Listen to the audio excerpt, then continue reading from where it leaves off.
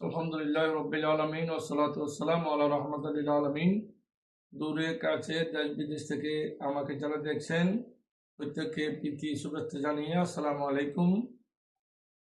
যে আজকে এক বোন প্রশ্ন করেছেন যে মুসলমান হওয়ার পরও অনেক মানুষ জাহান্নামে যাবে, জান্নাতে যেতে পারবে না, এটা কতদূর সত্য?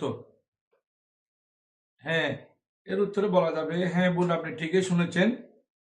খাঁটি মুসলমান, প্রকৃত মুসলমান না হওয়ার কারণে অনেকেই যে না ইসলাম নামধারী, মুসলিম নামধারী, অনেকে জান্নাতে যেতে পারবে না, বরং জাহান্নামে হবে।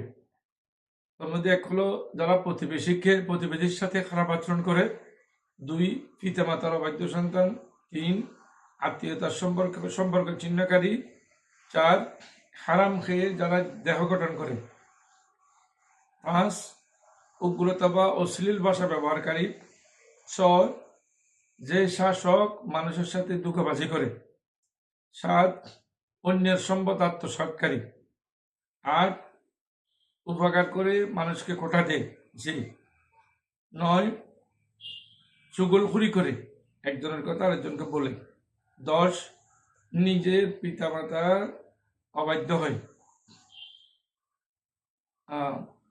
11 অহংকারী দাম্ভিক, 12 ওয়ারিসকে সম্পদ থেকে যারা বঞ্চিত করে, 13 যে মহিলা অকারণে স্বামীর সাথে তর্ক করে, 14 দুনিয়ার সম্পদের মোহে পড়ে আল্লাহ রসুল ত্যাগ করে, 15 যারা কালো কলম ব্যবহার করে, চুল কালো করে ফেলে, দাড়ি কালো করে, এই সমস্ত মানুষ ওরা জাহান্নামে যাবে, যদিও ওদের এই মুসলমান সমাজ ওরা বসবাস করে।